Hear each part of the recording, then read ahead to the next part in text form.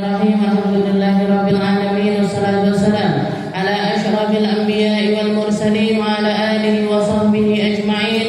Subhanaka la ilma lana illa ma 'allamtana innaka antal alimul hakim. Rabbi shrah li sadri wa yassir li amri wahlul 'uqdatam min lisani yafqahu qawli. Amma ba'd. Alhamdulillah ala ni'matil Islam, alhamdulillah ala ni'matil iman wa kafa biha min ni'mah. Alhamdulillah, segala puji bagi Allah Subhanahu wa taala yang memberi kita nikmat Islam iman, yang memberi kita nikmat sehat sempat, yang memberi kita berbagai macam kenikmatan, termasuk yang paling besar dan yang terbesar di dalam kehidupan adalah nikmatnya Islam iman, serta nikmatnya tambahan-tambahan dari kedua nikmat tersebut. Bertambahnya antusias kita tentang segala sesuatu yang menjadi jalan keselamatan yang ditawarkan oleh Allah Subhanahu wa taala.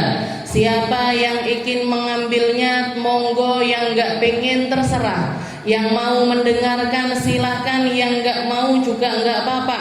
Itu yang selalu dikatakan oleh Allah Ta'ala lewat lisan para nabi-nabinya, lewat lisan para rasul-rasulnya. Tapi yang mereka-mereka yang memilih untuk mendengar, menyimak dengan rasa hati yang benar, dengan rasa hati yang tulus untuk mencapai syurganya Allah Subhanahu wa taala, maka mereka akan mendapatkan apa yang mereka angan-angankan, bal ziyadah. Bahkan Allah Ta'ala menawarkan sesuatu yang lebih dan lebih dari apa yang bisa kita prediksi. Karena nikmatnya syurga itu mala ainun ra'at wala udunun sami'at wala khatara ala qalbi bashar. Sebuah kenikmatan yang tidak pernah dilihat oleh mata, tidak terdengar oleh telinga, tidak terbesit di dalam hati manusia manapun. Sebuah kenikmatan yang tidak pernah bisa dibandingkan dengan nikmat duniawi.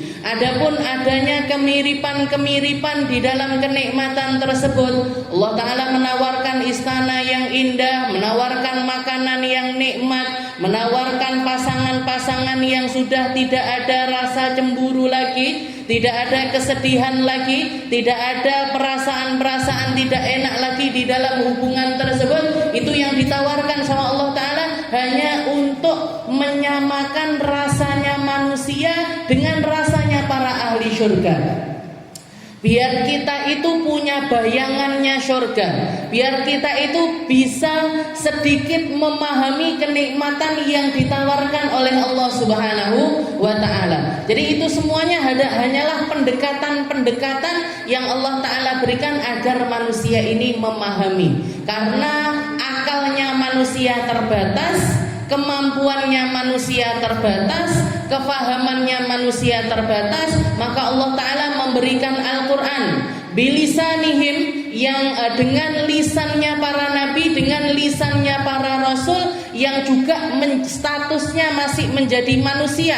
Ketika mereka ini menyampaikan firman-firman Allah Ta'ala agar bisa merasakan hal yang dirasakan oleh para umatnya. Jadi kenikmatan Islam, kenikmatan iman ini sesuatu yang sebuah kenikmatan yang tidak bisa dibeli dengan apapun, tidak bisa didapatkan dengan apapun. Siapa yang Allah Ta'ala ingin berikan, diberikan sama Allah Ta'ala, dan itu menjadi pertanda bahwasanya mereka adalah orang-orang yang ingin diselamatkan oleh Allah Ta'ala dunia akhirat. Menjadi hamba-hamba yang ingin difahamkan sehingga mereka jadi orang baik, ngikuti jejaknya para nabi, bersabar sebagaimana sabarnya para rasul, sehingga mereka pantas untuk membersamai mereka di dunia sampai akhirat nanti. Mungkin kita ditetapkan di dalam iman ini, mungkin kita ditetapkan di dalam Islam ini, mungkin kita ditetapkan di dalam kenikmatan-kenikmatan tambahan yang Allah Ta'ala berikan kepada hamba-hamba terkasihnya. Kita masih membahas di dalam kitab di dalam surat Abasa. Qala Allah Ta'ala fi kitabihil aziz, a'udzu billahi minasyaitonir rajim. Bismillahirrahmanirrahim. Abasa wa tawalla an ja'ahul a'ma wa ma yudrika la'allahu yazakka aw yadhakkaru fatanfa'ahu dzikra dzikra. Amma man istaghna fa anta lahu tasadda wa ma 'alaika alla yazzakka wa amma man ja'aka yas'a wa huwa yakhsha fa anta 'anhu talaha kalla innaha tadhkirah. Di sini masih membahas tentang surat Abasa, tentang peringatan-peringatan yang Allah Ta'ala berikan kepada Nabi kita Nabi Muhammad Sallallahu Alaihi Wasallam, yang menunjukkan betapa mulianya orang-orang yang mencari athar para nabi, betapa mulianya kedudukan orang-orang yang memiliki ghirah di dalam agamanya, yang memiliki semangat untuk mencari ilmu, memiliki semangat di dalam membersihkan dirinya, memiliki semangat untuk semakin dekat kepada Allah Subhanahu wa Ta'ala. Dan betapa Allah Ta'ala sangat-sangat tidak memiliki ketertarikan kepada mereka-mereka ahli dunia yang hatinya penuh dengan kecintaan pada jabatan, pada keduniawian, kepada harta benda dan lain sebagainya. Allah Ta'ala sangat tidak interest dengan mereka. Oleh karena itu Nabi Muhammad SAW ditegur sama Allah Ta'ala, abasa wa tawalla an ja'ahul a'ma. Kamu telah berpaling, kamu telah bermuka masam ketika datang kepadamu seorang yang buta, wahai Muhammad. Wa ma yudrika la'allahu yazzakka. Apa kamu enggak ngerti kalau apa kamu tahu bahwasanya yang dia inginkan ini hanyalah sebuah pembersihan diri.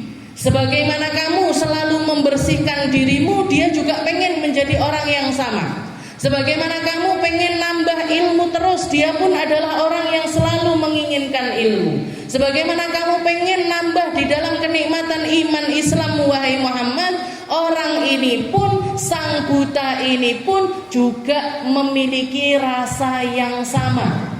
Dan kalau setelah dia memiliki rasa tersebut, dia akan memperbaiki dirinya, dia akan menjadi hamba yang semakin dekat, dia akan menjadi hamba yang sholatnya, ibadahnya, puasanya, sedekahnya akan dia tingkatkan. Dia pengen mirip kayak kamu, kok kamu tolak. Dia pengen menjadi seperti dirimu, kok kamu berpaling dari dia. Dia ingin mengemban sebagian tugas yang teremban kepada dirimu. Kenapa kamu memperlakukannya dengan cara yang semacam itu? Itu tegurannya Allah Subhanahu wa Ta'ala. Wa ma yudrika la'allahu yazzakka aw yadzakkaru fatanfa'ahu dzikra. Atau dia ingin mendengarkan sesuatu darimu untuk mengambil manfaat darinya, sehingga dia mampu mengerti apa yang harusnya dia lakukan, bagaimana seharusnya jalan hidup saya ini mau saya habiskan dengan cara yang semacam. Dia mau jadi orang baik loh Muhammad. Simpelnya Allah Ta'ala ingin mengatakan kepada Nabi, dia itu pengen jadi orang baik, dia itu ingin memperbaiki diri. Kenapa kamu melakukan hal-hal yang semacam itu kepada seorang buta ini tadi? Betapa sakitnya rasa yang dia rasakan kala itu. Jadi Allah Ta'ala ingin memahamkan kepada Nabi Muhammad tentang perkara au yadzakkaru fatanfa'ahu dzikra amma man istaghna fa anta lahu tasadda. Tapi kamu ketika berhadap-hadapan dengan para pemilik harta, para pemilik tahta, orang-orang yang secara kasat matanya manusia memiliki kedudukan, memiliki harta, fa anta lahu tasadda. Kamu justru menyodorkan dirimu, kamu justru menawarkan ucapanmu, kamu justru menawarkan waktu serta kesempatanmu untuk duduk membersamai mereka. Jadi Allah Ta'ala sangat-sangat tidak setuju dengan apa yang dilakukan oleh Nabi Muhammad SAW. Padahal kalau kita sebagai para pelaku dakwah atau orang-orang yang ingin istilahnya mendapatkan masa sebanyak mungkin, apa yang menjadi logikanya Nabi Muhammad ini kan sangat masuk akal. Nggih napa mboten? Misalkan saya mau bikin gerakan, Bu, saya pengen bangun masjid, saya pengen bangun markas, saya pengen bangun musola, saya pengen bangun madrasah atau sekolah, yayasan atau entah apapun itu. Saya nawarkan kepada jenengan semuanya, ayo Bu, siapa yang mau ikut andil di dalam perkara ini, perkara kebaikan ini, gerakan kebaikan ini, kira-kira siapa ini yang mau ikut serta di dalamnya? Setelah itu saya dapat informasi, Ustazah, ibu itu loh hartanya lebih, ibu ini loh punya usaha ini, ibu ini loh gampang kalau mau nyari perizinan tanah dan lain sebagainya, dia itu kerja atau dulunya kerja di tempat tersebut, ini orang ini bisa ngelobi ini itu dan lain sebagainya. Setelah itu saya bilang, ya udah Bu, coba ibu-ibu yang bersangkutan ini tadi saya dikumpulkan sendiri, nanti saya tak ngobrol bersama mereka secara pribadi. Ada yang salah napa mboten di dalam perkara ini? Tidak ada yang salah. Logika saya sebagai pelaku dakwah ketika mau bikin acara-acara besar, mau bikin acaranya Ustazah Halimah kemarin, butuh dana yang sangat-sangat besar, bikin acara, saya nemuin secara pribadi atau ngontak secara pribadi ibu-ibu yang memang memang biasa atau misalkan belum terbiasa, tapi pikiran saya ini orang kalau dimanfaatkan hartanya secara maksimal, insya Allah dia juga yang akan beruntung, bukan cuma di dunia sampai akhirat dia akan mendapatkan keberuntungan. Itu kan sebenarnya secara kasat mata nggak ada yang salah, tapi ditegur sama Allah Ta'ala. Nabi kita, Nabi Muhammad Sallallahu Alaihi Wasallam, wa amma man jaa, katanya amma man istaghna, kalau berkaitan tentang orang yang punya harta ini, istaghna itu artinya adalah orang-orang kaya. Kaya dalam hal apa?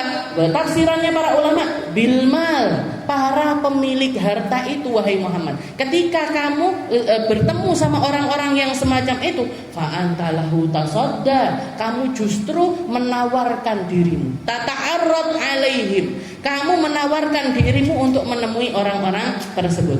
Setelah itu Allah Ta'ala, wa ma 'alaika alla yazakka, katanya Allah Ta'ala, memangnya kenapa? Misalkan mereka enggak beriman, ini efeknya buat kamu apa? Efeknya buat umat Islam apa? Efeknya untuk Allah Ta'ala apa? Memangnya kalau misalkan mereka enggak berdonasi, acaramu batal? Memangnya kalau mereka enggak mengeluarkan hartanya, masjidmu enggak jadi? Memangnya kalau misalkan mereka enggak dengerin kamu, jalan dakwah ini akan tersendat-sendat? Jadi kalimatnya Allah Ta'ala, wa ma 'alaika alla yazakka, kalau misal mereka enggak beriman pun wahai Muhammad, itu sama sekali tidak menurunkan kemuliaannya Islam. Itu sama sekali enggak berpengaruh dengan dakwah. Itu sama sekali tidak menurunkan kemuliaannya Allah Ta'ala sebagai Tuhan. Kalau mereka beriman, yang beruntung mereka sendiri. Kalau mereka menolak untuk beriman, agama ini enggak ngaruh dengan keimanannya mereka. Agama ini enggak butuh dengan sholatnya mereka. Agama ini enggak butuh dengan harta yang ada di tangan-tangan mereka. Wa ma 'alaika alla yazakka. Kenapa memangnya wahai Muhammad? Kalau mereka enggak beriman itu kenapa? Kalau kamu enggak meluangkan waktu untuk ngobrol sama mereka, memangnya kenapa? Dan terbukti, setelah pertemuan tersebut, enggak ada satupun di antara orang-orang yang duduk ini yang akhirnya masuk ke dalam agama Islam, kecuali satu orang, pamannya Nabi Muhammad Sallallahu Alaihi Wasallam, Sayyidina Abbas bin Abdul Muttalib. Itu pun masuk Islamnya akhir, sudah mendekati Fathu Makkah. Pamannya Rasulullah Sallallahu Alaihi Wasallam, Sayyidina Abbas bin Abdul Muttalib. Yang lainnya gak ada yang masuk Islam. Abu Jahal gak masuk Islam, Umayyah bin Khalaf gak masuk Islam, Utsbah, Syaibah, orang-orang yang kamu temui, yang kamu interest untuk ngobrol sama mereka karena mengharapkan Islamnya mereka, karena mengharapkan dengan Islamnya mereka akan bawa orang-orang lain, kelompok-kelompok lain, bawahan-bawahannya mereka yang lainnya untuk ikut serta masuk di dalam agama Islam. Ternyata apa? nggak kejadian. Jadi istilahnya hidayah itu 100% di tangannya Allah Subhanahu wa Ta'ala. Kalau kamu mau berdakwah, nggak usah pilih-pilih. Aku harap gawe majelis khusus dinggo ibu-ibu sing duwe duit tok. Misalkan, bikin majelis, syaratnya apa Ustazah majelisnya? Yang datang harus naik mobil, aneh, atau harus nenteng tas merek A, misalkan, atau bukan A, H, misalkan, misalkan, Jadi istilahnya hal-hal yang semacam itu memangnya kenapa? Kalau misalkan mereka nggak beriman ini kenapa? Wa ma 'alaika alla yazakka. Jadi ayat-ayat teguran ini, ayat-ayat teguran ini, kalau secara dilihat, kalau dibaca, kita kan terenyuh sekali sama Nabi Muhammad SAW. Ya Allah, ya Rasulullah itu loh, dengan semua pengorbanannya, dengan keinginannya, dengan niatnya yang tulus, dengan logikanya beliau sebagai manusia yang memang secara kasat mata hal semacam itu perlu juga untuk diusahakan.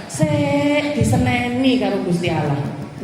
Nabi Muhammad SAW masih dimarahin sama Allah Subhanahu wa Ta'ala, dan dikabarkan katanya ayat ini atau surat ini, surat Abasa ini surat favoritnya orang-orang munafik. Orang-orang yang nggak seneng sama Nabi Muhammad SAW, orang-orang yang antipati dengan Nabi Muhammad SAW, ini mereka seneng sekali baca surat ini. Kenapa? Karena merasa, ayat yang Nabi Muhammad diseneni karo Gusti Allah. Ayat surat yang Nabi Muhammad SAW dimarahi sama Allah Subhanahu wa Ta'ala. Tapi kalau dari segi orang iman, dari segi orang Islam, orang-orang yang hatinya benar-benar beriman kepada Allah Subhanahu wa Ta'ala serta cinta luar biasa kepada Nabi Muhammad SAW, ayat-ayat ini membuktikan bahwasanya Nabi Muhammad itu tidak menyembunyikan sedikit pun apa yang turun kepadanya. Mau enak, mau nggak enak, semuanya disampaikan. Mau seneng, mau nggak seneng, semuanya disampaikan. Mau sakit hatinya Nabi seperti apapun, bayangkan, sing nyeneni Gusti Allah, bukan manusia lagi, bukan makhluk lagi, bukan atasan lagi, bukan ustadzah. Jenengan misalkan dipanggil sama gurunya jenengan, kiainya jenengan, ustadznya jenengan, datang untuk dimarahin, itu rasanya di hati itu rasanya kayak apa? Ini yang marahin Allah Subhanahu wa Ta'ala. Ini kalau misalkan Rasulullah itu mau istilahnya nyembunyikan sesuatu yang datang kepadanya, ini ayat pasti disembunyikan sama Nabi. Gak aku nyampe nih kepada umat, gak mau saya ayat ini dibaca sama umat. Nyapa ngisin-ngisini aku, sakit hatiku, dimarahin sama Allah Subhanahu wa Ta'ala, masih diperintahkan untuk nyampaikan, masih diperintahkan untuk menghafalkan, dan Nabi Muhammad kalau sudah hafal ayat gak kira lupa, umatnya kalau mau menghafalkan ayat ini, ribuan orang, jutaan orang, bahkan mungkin puluhan juta orang yang sudah menghafalkan ayat ini, dan mereka gak akan lupa dengan hafalan tersebut, dibaca terus sampai akhir zaman. Tapi disampaikan sama Nabi dengan kelapangan hatinya, dengan tahu, karena beliau tahu persis tugasnya sebagai seorang nabi, seorang rasul ini adalah penyampai, yang gak enak pun disampaikan sama Nabi Muhammad SAW. Dan para ulama, termasuk diantaranya Syekh Asy-Sya'rawi, beliau itu menafsirkan kalimat-kalimatnya Allah Ta'ala di dalam ayat ini sebenarnya bukan teguran yang menyakitkan untuk Rasulullah SAW, tapi sayangnya Allah Ta'ala kepada Nabi Muhammad SAW. Beliau bikin perumpamaan untuk yang belum masuk, belum paham dengan maksudnya Allah Subhanahu wa Ta'ala. Syekh Sya'rawi itu mengibaratkan semacam ini. Kalau misalkan ada seorang bapak yang penuh kasih, ibu yang sayang sama anaknya, punya anak-anak solih solihah, senengnya murojaah, senengnya ngaji Al-Quran, senengnya menghafal, senengnya belajar, senangnya melakukan hal-hal yang baik, sukanya melakukan perkara-perkara yang baik. Yang saking rajinnya si anak ini sampai bikin dia ini lupa makan, lupa tidur. Ngaji terus, ngapal nih terus, bangun ketiduran ngapalin lagi, ketiduran ngapalin lagi, ketiduran ngapalin lagi. Misalkan jenengan punya anak-anak serajin itu, apa ada usaha anak serajin itu? Banyak Bu, saya banyak nemuin dulu di pesantren. Teman saya itu ada yang saking rajinnya mutolaah, istilahnya nggak rela waktunya itu tidur dipakai buat tidur, itu dia nggak rela. Dia itu bikin di kamarnya itu di ranjang ya, karena di Dalwa itu kan tidurnya itu kan pakai ranjang-ranjang. Di ranjang itu dia bikin tali, kayak tali gantungan ngoten. Setiap kali dia belajar kepalanya dimasukkan. Biar apa? Kalau ketiduran ketekek. Bangun lagi, murojaah lagi, ketiduran lagi, ketekek lagi, seperti itu. Teman-teman saya itu yang yang rajin belajar itu ada yang sampai seperti itu. Ada yang milih belajar, ada yang milih belajar di pojokan ranjang. Biar apa? Ngantuk titik geblak. Enggak, tapi bukan yang bukan yang kasur ketiga, kasur satu biasanya. Jadi kalau ngantuk dikit geblak ke bawah. Ada itu teman-teman saya yang seperti itu. Jadi saking rajinnya mereka belajar itu sampai melakukan hal-hal yang membahayakan. Jadi misalkan jangan bayangkan kalau jenengan punya anak-anak yang semacam itu, senang apa mboten? Senang, gitu. Punya anak rajin, solih, solihah, sukanya menghafal, tapi saking dia rajin belajarnya sampai melakukan hal-hal yang membahayakan, sampai lupa makan, sampai lupa tidur. Ini yang akhirnya dari rasa sayang orang tuanya ini mengatakan utruk hadzal kitab, wis ora usah sinau nak, nggak usah belajar kamu, taruh ini bukumu, simpen ini bukumu. Salah napa mboten orang tuanya? Nggak salah. Kenapa? Karena kasihan sama anaknya. Karena kasihan sama anaknya. Ya Allah nak, belajar kok sampai segitunya. Kok sampai seperti itu kamu itu belajar. Ini Allah Ta'ala negur Nabi Muhammad SAW. Ya Muhammad, la yahzunukal ladzi yaqulun innallaha ya'lamu. Jadi Allah Ta'ala ingin mengatakan kamu itu gak perlu sedih dengan diterima atau gak diterimanya umat.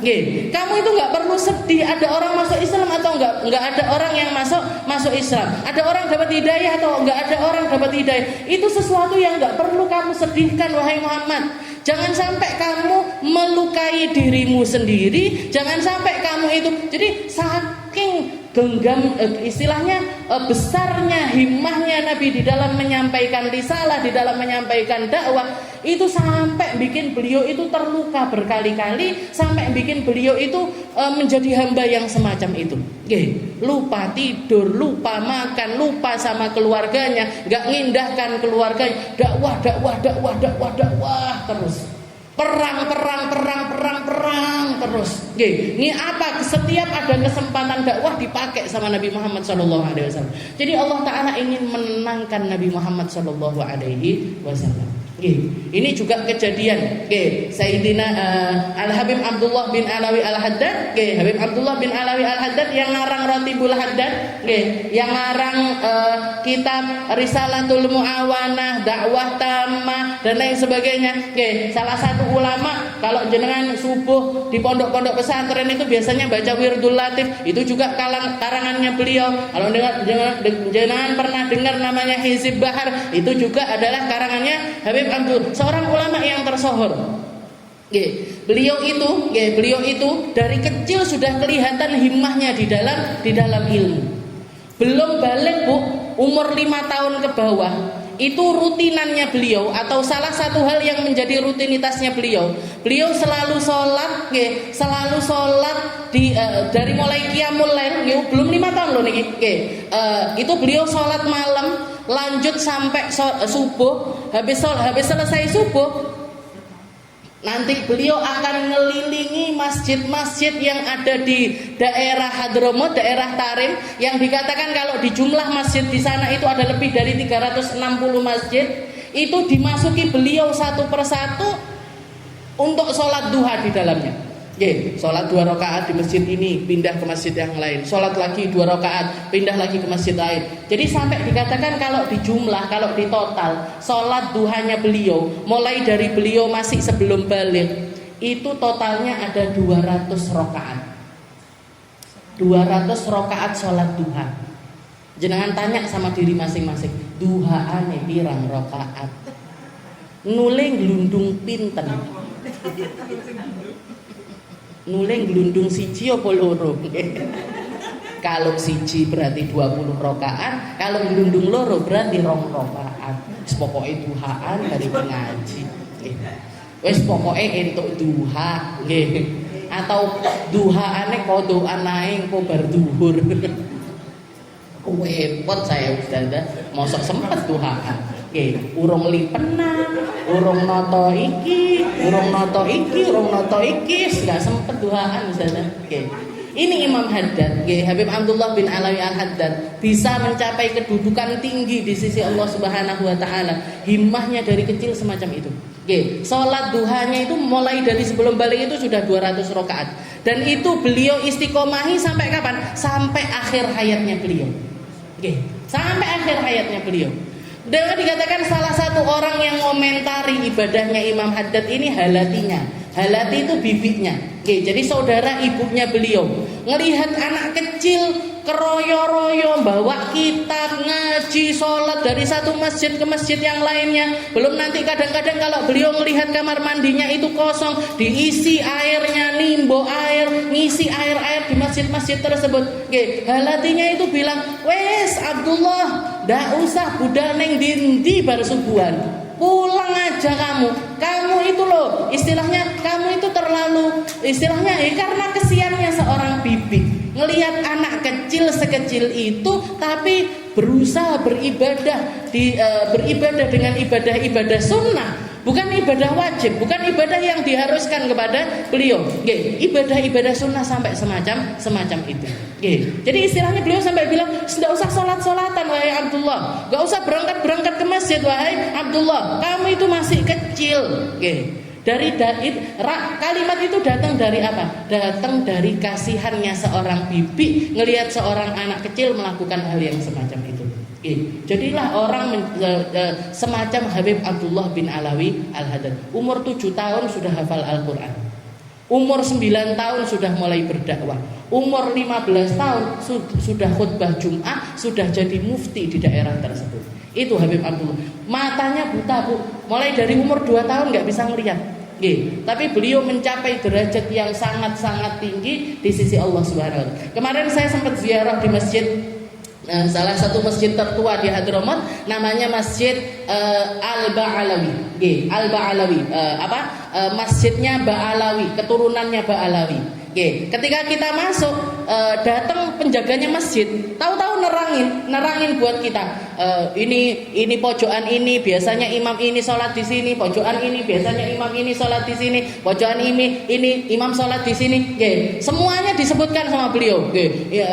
Imam Ali Idrus sukanya di sini, Syekh Abu Bakar bin Salim sukanya di sini, imam ini, diterangkan sama beliau. Setelah itu kita nanya, wahai Pak Syekh, jenengan nerangin imam ini semuanya pernah sholat di sini dan tempat istiqomahnya ini di sini. Ada satu orang yang jenengan ini tidak nyebutkan, seorang ulama yang sangat tersohor. Di mana tempatnya beliau biasa sholat? Katanya beliau sambil senyum, ngomong gini. Kalian tahu Habib Abdullah bin Alawi Al-Haddad biasanya sholat di mana? Bukan di bagian depan, bukan bagian imam, bukan di tiang-tiang yang sekarang ini kalian lihat. Itu di pojokan. Ada sajadah di situ, dipakai orang tabarukan di tempatnya beliau, di pojokan dekatnya pintu, di situ tempat yang biasanya Habib Abdullah bin Alawi Al-Haddad melaksanakan sholat. min tawadhu'ih, dari tawaduknya beliau, keilmuannya beliau yang tinggi tidak membuat beliau merasa pantas untuk berdiri di bagian depan. Itu di pojokan. Itu ada sajadah ditaruh di situ, orang-orang tabarukan sholat di situ. Langsung kita marani tempat itu, tabarukan sholat di tempat tersebut. Ini Habib Abdullah bin Alawi Al-Haddad, orang yang dengan keilmuannya, akhlak mencapai derajat yang semacam itu. Tapi kita tahu persis, semua derajat itu enggak beliau dapat dengan cara yang mudah. Semuanya penuh dengan kesulitan, semuanya penuh dengan pengorbanan, semuanya penuh dengan badlul juhud. Keinginan yang kuat untuk nyari ridhonya Allah, mencari kedekatan kepada Allah Subhanahu wa ta'ala. Dan itu adalah jalan yang ditapai, ngikuti jalannya Nabi Muhammad sallallahu alaihi wasallam. Jadi kalimat-kalimat ini bukan teguran keras yang nyalah-nyalahkan Nabi atau menganggap Nabi kamu enggak, istilahnya bukan sesuatu yang apa ini wahai Muhammad, kenapa kamu melakukan? Bukan marah yang semacam itu, tapi marah yang datang dari zat yang sangat Rahman, sangat Rahim kepada manusia secara keseluruhan, terutama kepada Habibuhu Muhammad sallallahu alaihi wasallam. Wa ma'ina amma man istaghna fa anta lahu tasadda wa ma 'alaika alla yazzakka. Jadi teguran kerasnya Allah Ta'ala yang terakhir, beliau mengatakan kenapa memangnya? Kalau orang itu enggak beriman itu kenapa? Kalau mereka enggak membersihkan dirinya kenapa? Kalau mereka enggak antusias untuk mendekati Allah Ta'ala, memangnya kenapa? Ada yang kurang dari Islam, ada yang kurang dari agama ini, ada yang kurang dari dakwahmu, ada yang kurang dari kemahakuasaannya Allah Ta'ala. Kalla wa hasya, enggak ada sama sekali. Wa ma 'alaika alla yazzakka wa amma man ja'aka yas'a wa huwa yakhsha fa anta anhu talaha. Sedangkan ketika yang datang kepadamu orang yang berusaha, orang yang susah payah, ini orang, Abdullah bin Umi Maktum ini dengan segala keterbatasannya, dia nggak bisa ngelihat, dia mendatangi kamu, dia berusaha untuk mendatangi kamu, wa huwa yakhsha, dan di dalam dirinya sudah ada rasa takut kepada Allah Ta'ala. Dia ini orang iman wahai Muhammad, dia ini orang Islam, dia ini orang yang takut sama Allah Ta'ala. Fa anta anhu talaha, kamu ogah-ogahan untuk jawabin dia. Kamu menolak kedatangan dirinya, walaupun tatasyaghal, kamu menyibukkan dirimu dengan sesuatu yang lain ketika menghadapi orang yang semacam ini. Jadi kemuliaan yang ada di dalam hati manusia itu nggak bisa ditawar, Bu.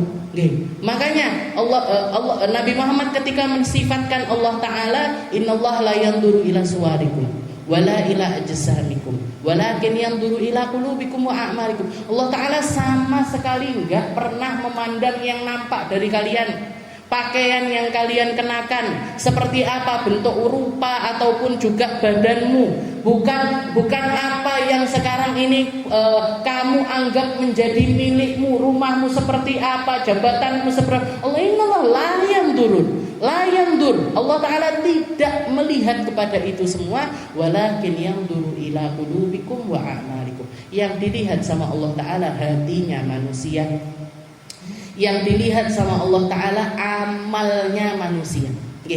Makanya di sini amma man ja'aka yas'a wa huwa yakhsha fa anta anhu talaha. Kamu justru menyibukkan dirimu dengan sesuatu yang lain, padahal datang kepadamu orang-orang yang berusaha untuk mendekat kepada Allah Subhanahu wa Ta'ala. Kalla innaha tadhkirah. Yang semacam ini adalah peringatan untuk Nabi Muhammad, iya. Peringatan untuk yang semacam Abdullah bin Umi Maktum, iya. Peringatan untuk seluruh umat manusia juga iya. Kita bisa belajar dari semuanya. Ketika kita ada di posisi yang semacamnya Nabi Muhammad SAW, kita bisa menirukan bahwasanya Allah Ta'ala itu nggak senang ketika orang itu beda-bedakan manusia dengan status sosialnya mereka, dengan status hartanya mereka, atau sesuatu yang dianggap prestisnya manusia. Allah Ta'ala nggak senang. Begitu juga ketika kita ada di posisi seperti Abdullah bin Ummi Maktum, kita mau belajar, kita mau ngaji, kita pengen nanya, kita pengen konsultasi dan lain sebagainya. Ini juga harus mikirin orang yang mau kita tanyain. Harus mikirin orang yang kita tanyain. Jangan terus beliaunya diewer-ewer ke sana kemari, ditelepon-teleponi, di WA-WA-ni, dan lain. Saya mau nanya Ustaz dah. Langsung seperti itu, to the point. Gak seperti itu caranya. Lihat sikonnya, lihat waktunya. Kalau memang mereka memiliki forum umum untuk bertanya, datang ke forum itu. Kalau memang butuh konsultasi secara pribadi, berarti janjian dulu, nyari waktunya, senggang apa enggak, dan lain sebagainya. Nah, jadi peringatan in kalla innaha tadhkirah. Yang semacam ini semuanya adalah peringatan dari Allah Subhanahu wa taala. Jadi dikatakan hadhihi sunnatuk wa hadyuk wa risalatuk wa ma arsalna ilaik. Yang semacam ini wahai Muhammad adalah pesan-pesan yang datang dari Allah taala yang akan bermanfaat bagi siapapun yang mendengarkannya. Siapapun posisi kita bisa nyari tahu. Oh, adab yang diajarin sama Allah taala ini seperti ini. Akhlak yang diajarkan sama Allah taala ini seperti ini. Dan sekelas Nabi Muhammad SAW, kalau bukan Allah taala yang negur, siapa lagi? Gitu. Kalau sekelas Nabi Muhammad SAW, kalau bukan Allah Subhanahu wa taala yang menegur beliau secara langsung, siapa kira-kira yang bisa negur Nabi? Sahabatnya siapa yang bisa negur? Istrinya siapa yang bisa negur? Anaknya siapa yang bisa negur? Gak akan ada yang bisa negur Nabi kecuali Allah Subhanahu wa taala. Sebagaimana ada banyak pesan-pesan dari Allah yang butuhnya itu Allah taala nyampaikan langsung kepada umat. Akhlak kita untuk memposisikan Rasulullah SAW itu banyak sekali ayat-ayat yang datangnya langsung dari Allah Taala. Semacam ketika Allah Taala mengatakan, la taj'alu du'aakum ka du'a'i ba'dikum ba'dan. Wahai orang-orang iman, orang Islam, kalian ini katanya beriman, katanya kalian ini berislam, tapi kok manggil Nabi hanya dengan sebutan yang tidak memposisikannya sebagai Nabi. Yang akhirnya menjadikan semua orang, bahkan bukan cuma semua orang, semua makhluknya Allah Taala ketika memanggil Nabi Muhammad SAW dengan sebutan ya ayyuhan nabi, ya ayyuhar rasul.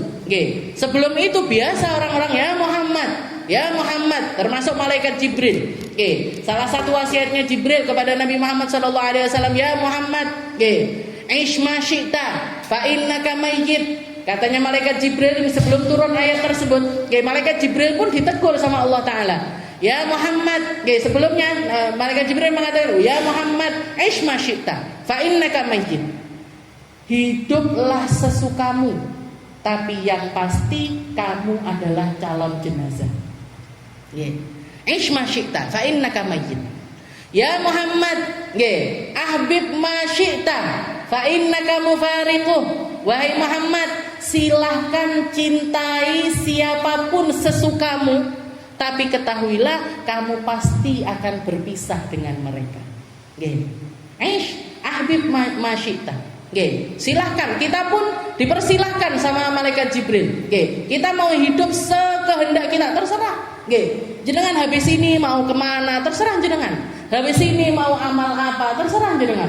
Jenengan mau menjadikan hidup ini dengan model apa, terserah. Kok jangankan model hidup, model jilbab aja terserah. Enek senengane blusukan, monggo. Enek senengane pasminaan, monggo. Samaunya segitiga, ada segitiga enggak ada. Segi 4, silahkan. Segi 5, segi 7, segi 8, silahkan. Saya pernah ngaji di depan saya jilbabnya naik ke atas gini. Ngek gitu. Saya ketika ngaji ya agak terganggu, tapi ya wis bener. Sakarepe gitu. Karena model penampilan ini terserah. Nah, terserah. Isma syi'ta. Terserah. Jenengan mau hidup model apa? Jenengan punya duit, pengen dipakai umroh, silahkan. Pengen dipakai haji, silahkan. Mau dipakai ke Malaysia, silahkan. Mau dipakai ke Eropa, silahkan. Mau dipakai ke Amerika, silahkan. Tapi yang pasti innaka mayyit. Kamu itu bakal jadi mati. Kamu itu bakal jadi jenazah. Kamu itu pasti masuk liang lahat. Ke freestylemu, ke kebebasanmu di dalam mengarungi kehidupan ini pasti ada ujungnya, yaitu kematian. Wa ahbib man syi'ta fa innaka mufariquh. Terserah mau mencintai siapapun, sedalam apapun, sejedit apapun, tapi yang pasti kamu akan berpisah dengan dia. Jadi perpisahan ini harus disiapkan. Duwe bojo mesti pisah. Punya ibu bapak pasti pisah. Punya anak-anak pasti pisah. Kalau bukan kita yang duluan, mereka yang duluan.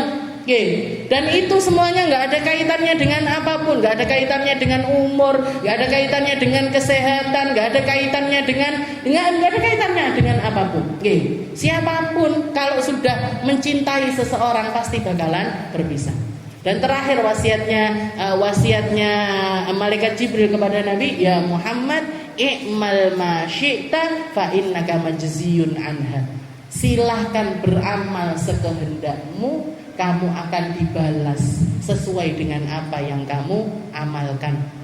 Kamu akan dibalas sesuai dengan apa yang kamu kerjakan. Kama tadinu tudan. Sebagaimana orang berhutang wajib membayar hutang, sebagaimana orang dihutangi juga dia akan mendapatkan balasan atau kembalian dari hutangnya dia. Jadi manusia itu hidup cuman seperti ini aja. Itu wasiatnya. Ini kalimat ini turun. Kalimat ini dikatakan malaikat Jibril sebelum datangnya teguran dari Allah Taala, la taj'alu du'aakum ka du'ai ba'dikum ba'd. Jangan kamu manggil nabimu, manggil rasulmu dengan panggilan-panggilan biasa. Begitu juga ketika Allah Ta'ala negur manusia. Umat-umat ini kan banyak yang konsultasi pribadi sama Nabi Muhammad. Banyak yang minta waktu khusus kepada Rasulullah SAW. Allah Ta'ala negur kepada orang-orang yang datang pribadi kepada Nabi dengan kalimat, ya ayyuhalladzina amanu idza najaitumur rasul faqaddimu baina yaday najwakum shadaqah. Katanya Allah Ta'ala, wahai orang-orang iman, kalau datang konsultasi pribadi sama Nabi Muhammad SAW, gowo sesuatu, gowo beras kah, gowo lengo kah, gowo apa? Sedekah, bawa sesuatu di hadapannya Nabi Muhammad SAW. Ini Bu, saya aja kalau ngomong kayak gini kepada jenengan, Bu, kalau konsultasi pribadi sama saya, bawa ya, malu apa enggak saya? Duduk malu neh Bu, kerekupan saya. Gak akan nyampe ini kalimat ini ke jenengan, ini gak akan nyampe. Kata-kata ini gak akan nyampe kepada begitu juga dengan Rasulullah SAW. Gak akan nyampe kalimat ini kepada umat Islam. Tapi Allah nyampaikan langsung lewat Al-Quran. Kalau datang idza najaitumur rasul, kalau kalian mau ngobrol pribadi rahasia sama Nabi Muhammad SAW, faqaddimu baina yaday najwakum shadaqah. Bawa sedekah apakah sesuatu. Dan dikatakan ini Rasulullah ketika menyampaikan ayat ini merah Bu mukanya, malu luar biasa. Malu luar biasa. Bukan cuma malu aja, beliau minta sama Allah Ta'ala karena kalimatnya Allah Ta'ala faqaddimu, bawa, berarti apa? Wajib kalian bawa sesuatu. Diwajibkan pertamanya sama Allah Subhanahu wa Ta'ala. Nabi Muhammad yang minta keringanan dari Allah. Ya Allah, ojo diwajib nih. Kalau diwajibkan berarti kalau enggak bawa dosa mereka. Kalau enggak bawa sesuatu di hadapan saya, mereka bakalan berdosa. Turun ayat yang menghapus ayat ini tadi. Yang wajib ini tadi terhapus hukumnya. Walaupun bacaannya tetap kita baca, tapi dihapus secara hukum wajibnya menjadi kalimat yang selanjutnya. Ashfaqtum. Jadi Allah Ta'ala mengatakan istilahnya aku ringankan bagi kalian, enggak wajib. Tapi kalau kalian punya bawa-bawa, lek ndak duwe ya ndak apa-apa. Innallaha ghafurur rahim. Allah Ta'ala Maha Pengampun, Allah Ta'ala Maha Rahmat. Kenapa? Karena umat ini kalau nggak difahamkan, ya nggak paham Bu. Kalau nggak diajarin sama Allah Ta'ala, dan ini kalimat nggak mungkin keluar dari Nabi Muhammad SAW. Makanya Allah Ta'ala yang negur langsung. Kalian kalau mbok yong dingerteni, mosok panggah kiai nih, sing dikongkon ikhlas, guru ngaji nih, sing dikongkon ikhlas. Nggih. Padahal keikhlasan itu dibutuhkan dari kedua belah pihak. Nggih. Sing ngaji kudu ikhlas, sing ngerungokne ngaji ya kudu ikhlas. Termasuk tanda keikhlasan ini, termasuk tanda keikhlasan ini tahu gimana caranya Jadi gini, istilahnya gini. Jangan tutup mata dari orang-orang yang ngajarin kita.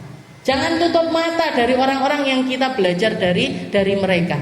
Nggih, kalau jenengan misalkan punya guru ngaji, nggih, enggak duwe istilahnya rumahnya masih ngontrak, terus ekonominya masih tertatih-tatih dan lain sebagainya. Yo dingerteni. Aja panggah dikongkon ikhlas terus. Ikhlas maksudnya ngajar yo kudu ikhlas. Ndak oleh entuk bayaran, ndak oleh, diamplopi ndak oleh dan lain. Terus mereka ini bukan manusia, nggak makan beras Bu mereka, nggak makan nasi mereka, nggak pernah lapar, nggak pernah sakit, nanti dingerteni, oh ekonomi guru saya sulit diwangi, rumahnya masih ngontrak, dibayarkan kontraknya. Kalau misalkan muridnya banyak, ayo urunan, nanti kita bangunkan rumah kecil-kecilan sederhana buat guru kita, biar anteng hidupnya, yang kayak gitu itu akan menjadi sebuah hubungan yang indah.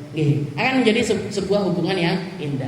Makanya saya bisa katakan jenengan niku bejo punya guru model saya. Duwe toko, duwe mobil, dan lain sebagainya. Sehingga hal-hal semacam itu nggak perlu dipikirin. Sehingga hal-hal ustazahku luwe apa ndak iki. Ustazahku wes sarapan apa ndak perlu dipikirin. Kenapa? Punya saya. Punya saya. Bahkan mungkin lebih banyak daripada punyanya jenengan. Bukan sombong saya. Hanya tahadduts bin nikmah. Cuman menyebutkan nikmat yang Allah Ta'ala. Kalau jenengan punya guru kok mapan, itu sebuah kenikmatan double. Sebuah kenikmatan double karena yang semacam itu nggak perlu dipikirkan. Tapi kalau punya guru nggak punya, jangan tutup mata.